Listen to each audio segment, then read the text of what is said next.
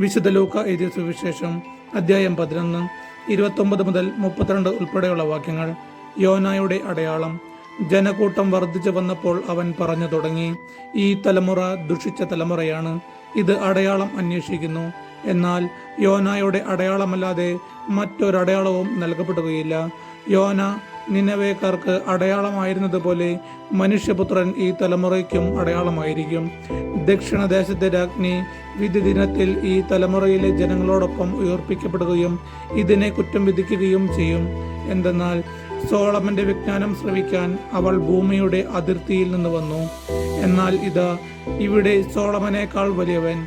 നിനവെ നിവാസികൾ വിധി ദിനത്തിൽ ഈ തലമുറയോടുകൂടെ ഉയർത്തെഴുന്നേൽക്കുകയും ഇതിനെ കുറ്റം വിധിക്കുകയും ചെയ്യും.